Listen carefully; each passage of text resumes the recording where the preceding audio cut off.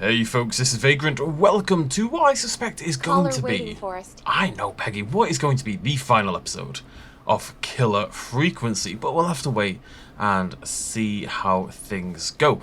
We had a lot of revelations in the last video, things about Clive and... what's her name? The doctor person? Kim? And all this stuff that went on with the dead kid back in the day. We have a caller. Peggy? Peggy can't be the killer. I had a little joke about Peggy being the killer, but Peggy's been here all night. Unless she's got an accomplice, but that would be weird.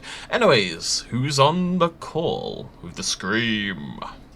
Folks, don't spend your money at Pawnee's Pizza. That's all I'm going to say about that. Moving along, I'd like to welcome another caller to 189.16 The Scream. With me, Forrest Nash. Who, may I say, is calling? Well, hello again, Forrest. Dawn. Dawn? We played your song, Long Ride Home. Did you hear it? Can you tell us? Never mind that now. First, I'm calling because I need your help. How is it? Right, this is a weird thing. I've talked like jokingly in the past that maybe you would struggle to date someone. Let's say someone sounds like Elmo. Would I date someone who sounds like Elmo? It's a facet, a good voice can be part of the milieu of things that, makes someone want to be with someone, right? Someone suggested that even if Dawn is a serial killer, it doesn't matter. So there's something about Dawn's voice that just, yeah. Whew. Are you in danger? I sure am. Do you mean... Yes, he's after me now. You? I think so. He must have heard me on the radio helping you. Helping? Helping? You didn't exactly help. Maybe I've been helping more than you know. I was out following a lead, trying to work out who would be next, after Chuck. And what happened? And I started to feel like I was being followed. I came back to my apartment building, but this newfangled security system has me locked out. I need you to help me get inside. Can a neighbor let you in? I only moved in last week. I don't know anybody yet. There's not even a buzzer here, only the keypad for the entry code. I need that code to get inside. Which apartment block do you live in? Maybe one of our listeners lives there too. It's the new Woodside apartment building between the town hall and the trailer park, but I doubt any of your listeners live there. I don't have many neighbors. Sounds like a prime piece of real estate. Woodside Apartments. Coming soon, No pets? Not open until... What? The sound really carries at night. Shit. Dawn? I mean, I don't think I should be helping Dawn break into anywhere. She's been awfully suspicious. I'm trying to start in low, £300 per month, not bad, or $300 even. Apartments available from October 1st, isn't it? September at the moment. Where's that calendar gone? It's September. I don't know if this is the same year, but I'm assuming it is. I'm suspicious of this one. I'm guessing you're not a dog person. No, I'm not. It's my neighbor's dog. Boy, I wish he'd muzzle that thing and... Oh. And now he's blasting David Scopo out of his window. Listen, I can't get any... Listen, he's coming down the street. I don't think he's seen me yet. Forrest, please. I need your help. I need the code for that security system, or I'm gonna die.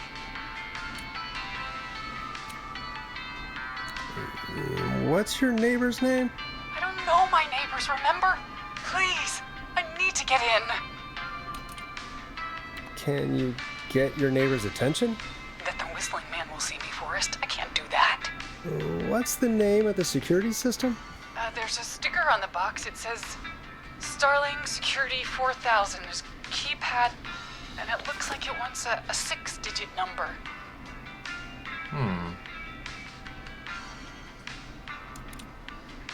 Starling Security 4000, huh? That's right. Very newly installed. I gets me. Yeah, of course. Don't worry, Don. Thank you, Forrest. I knew I could count on you. I'll sit out of sight. Call me back soon.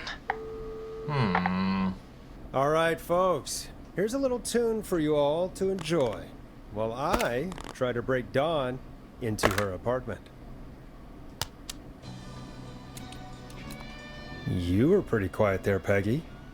Forrest, was it just me, or was there something... Yeah, it wasn't just you. Something was weird about that.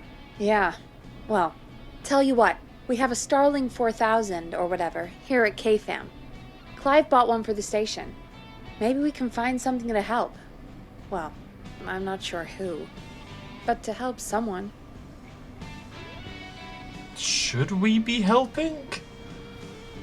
Okay, so she's locked out of the Woodside Apartments, and somewhere Clive probably has the papers for the Starling 4000. Alright. See you later, Peggy. Okay. Well, this is the one document I haven't already pre-found a million miles ahead of time. Oh, wait, it's Clive. Oh, no.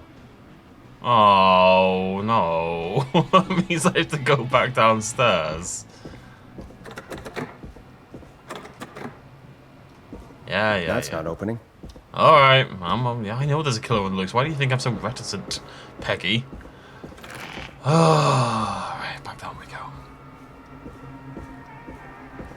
Yeah, I don't know. It's kind of in the same way that you shouldn't, unless you like really, if you know somebody, it's okay to let them in. But we got warned at university several times because people, you know, if someone's nearly in the building, you just let them in, right? If you're a good person, inevitably, like, oh, someone's like dashing behind you to get inside the building, you don't shut the door behind you. You hold the door open for them, right? That's like the cordial thing to do. But people were getting robbed constantly because people were holding the door open for the wrong person, for people who didn't actually live there. And then they just went around and checked all the doors and inevitably stole things from people. So it became quite a big problem when I was at uni. And I've been to a lot of universities. It was a problem at every university I went to, so...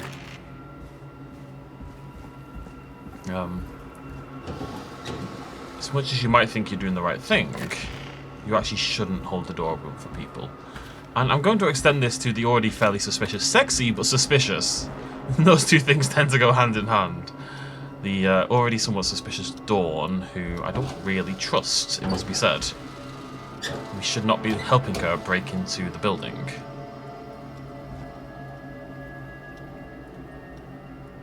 Well, if it's here, I'll see her.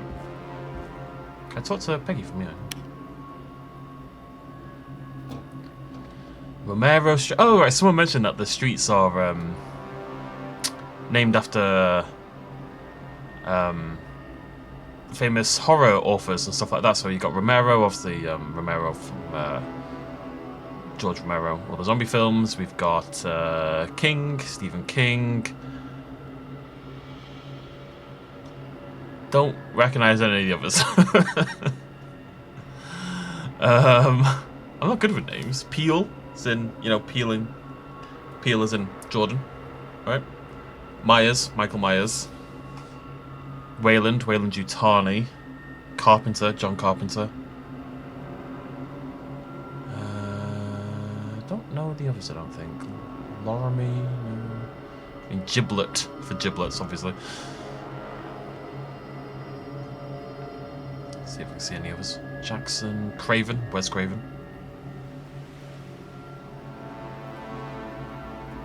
Yeah, I got a few of them. Moving on. Alright, I guess we'll look around this lovely place again, see if we can find anything. Maybe I missed something last time around. There's probably something in a drawer or something that I've missed that I could have in theory brought with me last time, I just didn't. So anything about security system. Starling 4000. Oh, there we go. User manual. Ah, these codes should come in handy. Nothing is going to try to kill me on the way back, is it? No. Everything's fine. Everything's fine. Okay. Let's nip this upstairs and see what we can do for the criminal that we're trying to break into the building. I'm pretty sure. Well, there also must be like a key and some records somewhere, because I don't have all the records yet. I haven't played all the records yet. You sit there for a sec. I don't think I need this anymore. This is part of why we're suspicious, though. The dates just don't line up, you know? Peggy. Welcome back, Forrest. Find anything? Sure Starling did. 4000 security manual. It's got a bunch of codes. Good. And did you find anything else? I found a flyer for the apartments. They're not open for move-in till next month. No pets, and they're located pretty far from the trains. Ah, so Dawn probably isn't trying to get into Woodside, is she? Doesn't seem like it. All right. Well, I'll get Dawn back on the line then, Forrest. I'll let you take it from here. Thanks, Peggy. Line 1, whenever you're ready. Let's just read this first, because I've just spotted something that I quite like the sound of. Right. System overview. When entering codes and commands, sequential key depressions must be made within 4 to 5 seconds of one another. If 4 to 5 seconds elapse without a key depression, the entry will be aborted and must be repeated from the beginning. Be sure to observe precaution when performing any procedures in this manual. If you make a mistake while entering security code, stop, press the star key, start over. If you stop in the middle, immediately start the entry over. An erroneous code might be entered. Sure. Our state-of-the-art security system uses a 6-digit... I wonder if we use this somewhere here, actually. 6-digit code system. Simply enter the code in keypad and feel total peace of mind. The Starling Security Alarm System 4000 comes with a range of features, so default codes for these features are listed below.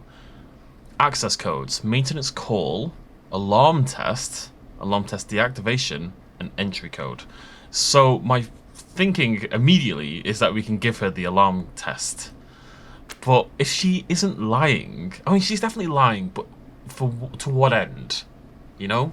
She's not necessarily a bad person. She could be on the side of good. She's just lying to conduct her good. Don, are you there? This is Forrest really don't Nash know. from 189.16, The Scream. Oh, thank God you're back. I've been so afraid.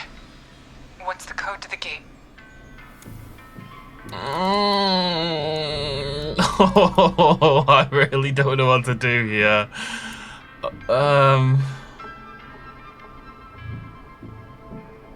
Oh, man. Because the problem is, the wrong answer probably gets someone killed, right? Like if I give her the right code, she goes inside, maybe she kills someone. We don't know. But if I give her the wrong code and she's telling the truth, or at least she's somewhat innocent, and we activate an alarm, the whistling man gets her and she dies. Why would I give... Right. What about the others? Why would I give a maintenance call? Is there a reason I would give the maintenance call code instead?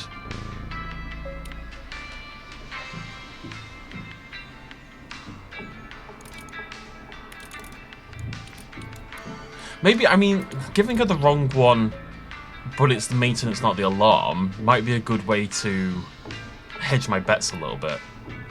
The code is 311212. Thank you, Forrest. I'm sorry. Maintenance are not currently available. Please phone back between... Maintenance? I think you gave me the wrong number on purpose.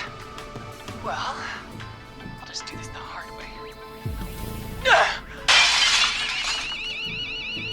Forrest, what did we do?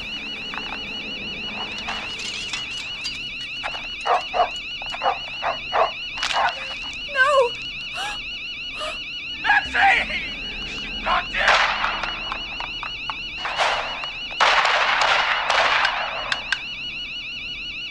I'll hunt you down! Oh, Maxie! Ricky! Ricky! Hello? Hello? Forrest? Is that you? Did you have something to do with this? Ricky, whoever that was, she was trying to get into the building. I tried to help, but She? Forrest, man, you got no idea. That was him! That was the whistling man! The alarm gave me just enough time to get my rifle. Oh, man, Maxie, I'm coming, buddy! Forrest, I've gotta go. Come Come on, Maxie. Stay strong. Okay, Gallows Creek, here's some music while we process what just happened. Told you, sexy but suspicious. Well, I think what we did was okay. At the end of the day, I think the only wrong thing... the bottom two, I think, were wrong. And the top two were correct, is probably how it played out. He survived. Hopefully Maxie's okay. At the end of the day, having them break in, set the alarm off, there's lots of smashing. Better put a record on. It did the same job, you know? Maybe it would have been better. The whistling man is a woman? And that's why... I mean, look, it was already suspicious when she really wanted to go outside for the record, and then I was being watched by the whistling man while I was outside. I had my suspicions. Yeah, sure, Forrest. You just never mentioned it. I did, Peggy. You just can't hear me. She called up. You spoke to her multiple times. I knew she wasn't right. Is that right, Sherlock? It is, Peggy. She was too Why sexy. do you think she requested that song? To get me outside. To get me outside? Maybe, but how? She didn't know the song was outside to start with. That's right. She never actually attacked me out there. So? What now? I guess I should make an announcement. We do have new info. Okay, kill the music and you can make the announcement. Okay, you're live in 3, 2... Hey folks, this is Forrest Nash here. I hope you're all safely locked inside.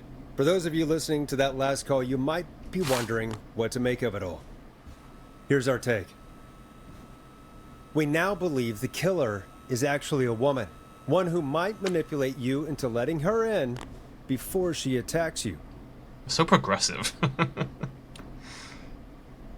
We're neighbors. Look out for each other and stay safe. The killer was calling themselves Dawn. This could be a fake name. If anyone needs help or you have info on the killer, please call in. You folks have my new number, right? It's 911. Hopefully, our next caller can help shed some light on our killer. Hey, we had a call come in. Okay, folks, time to take a call.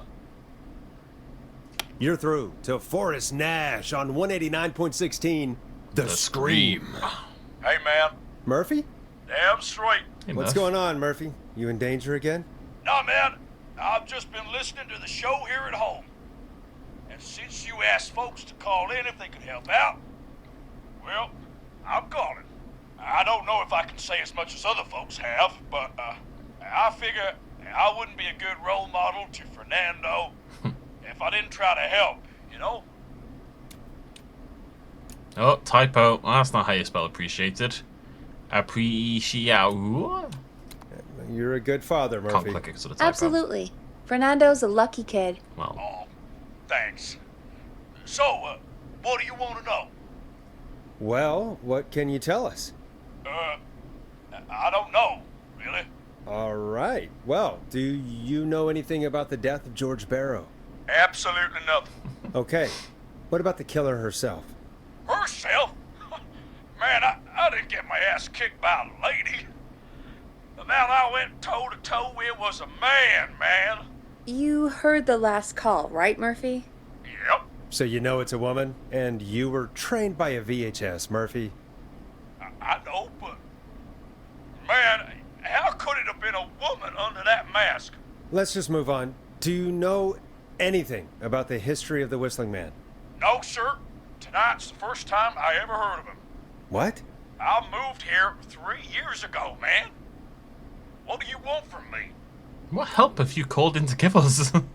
Hey, man, no worries. Just thank you for trying. Right.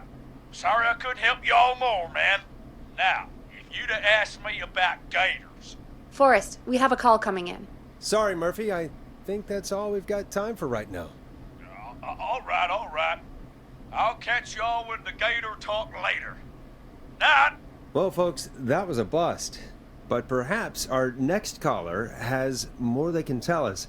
Let's find out. He just wanted to talk about gators. That's literally all he wanted. McCready rings McCready. I have a caller The waiting. thing?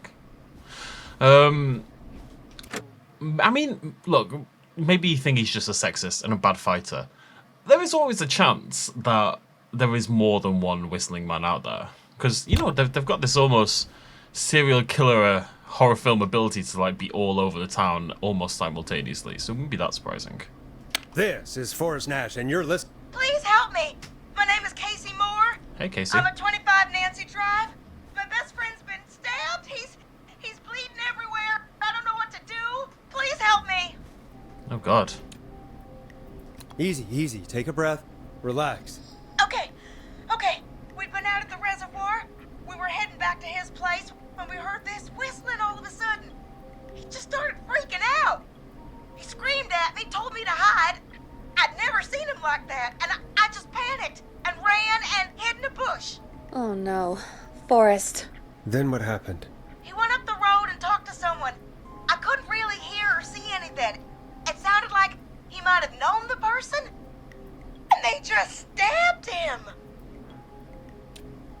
Casey, was he talking to a woman? I don't know. They had a mask and wore all black. That's all I know.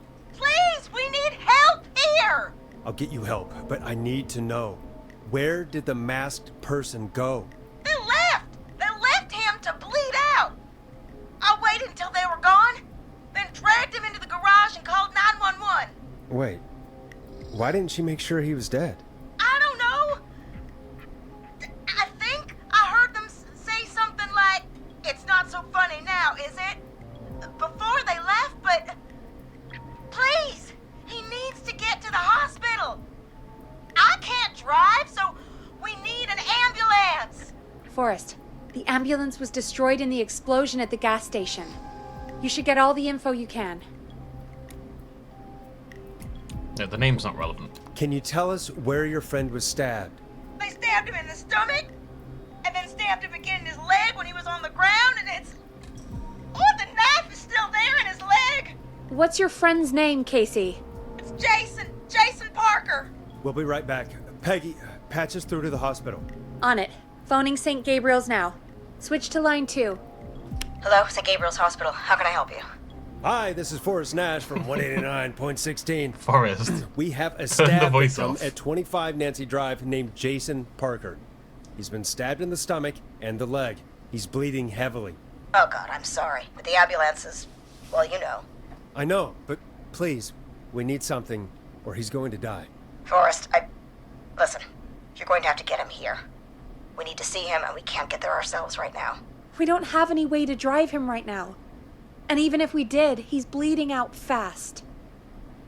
All right, listen. We need to buy him time to get here. That means stopping the blood first, and then finding someone to stabilize him. To stabilize him, you really need someone with first aid training. Do either of you have any? No. Me neither. Damn it. I'm really sorry about this, but I have other patients who can't wait. All I can do is talk you through the procedure as quick as I can, and then leave the rest to you. You think you can handle that? We can handle it. We got this. Hit me. I'm sure we can handle it. Okay, from the top. If he's bleeding out, then you need to get him comfortable and try to stem the bleeding. Lay him down. Apply continuous pressure directly to the affected areas. When the bleeding slows, get a clean cloth of some kind and hold it over the wounds. Get them comfortable. Apply pressure. Clean cloths when slowed. Got it, I think. You said he was stabbed, right? If the object he was stabbed with is still in him, don't take it out, take yeah. it out. It's stopping the worst of the bleeding right now. If anything, you should secure it so it stays where it is. I wouldn't have thought of that. I would. It makes sense, though. God, that was a lot of info. But I think we can handle this. Glad you got it so far, because there's more to go. I'm still with you, Doc. What else do we need to know? If he's lost a lot of blood, he may enter shock. If he does, act fast. If you applied a cloth and it's bleeding through, don't remove it. Just apply another on top of it. If it's safe, elevate his legs to get blood circulating to his vital organs. Try to keep him warm. Get him to rest and reassure him. We need the patient to stay calm. All right, don't replace bandages. Elevate his legs. Keep him warm and calm. This is a lot. I'm really sorry. That's as much as I can give you right now. Try to stop the bleeding, find someone to get him stabilized, and get him here as quick as you can. Good luck. All right, Forrest. Casey's still on line 1. Bye, nurse. Alright, gang. We got this. No worries. Hello? Hello? Forrest, are you there?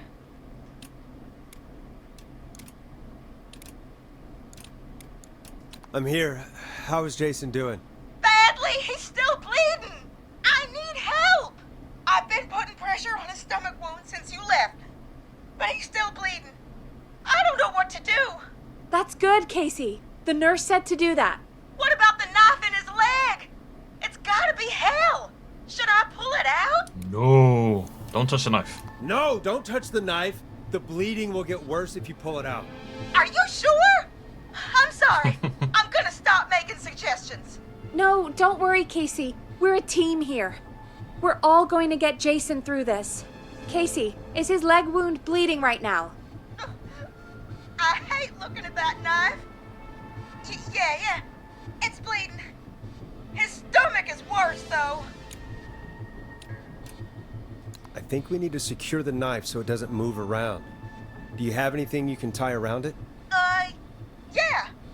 There's some laundry piled up on top of the dryer, some cloths on the hood of the car, and what else? I guess I've got my jacket.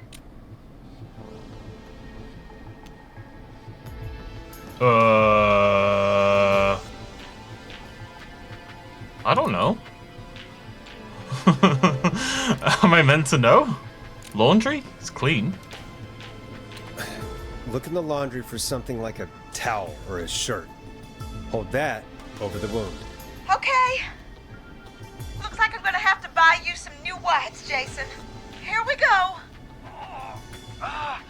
You'll be fine, Jason. Stop being a little... I'm sorry, Jason. Don't be It's all secure. wet. It's just a I couple put stab pressure on his wounds. stomach again. I'm starting to think we might make it. Forrest, can I have a word?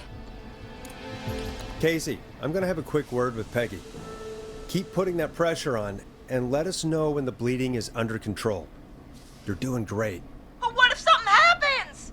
We'll still be here. Just shout if you need anything, and we'll be there. I promise. Okay.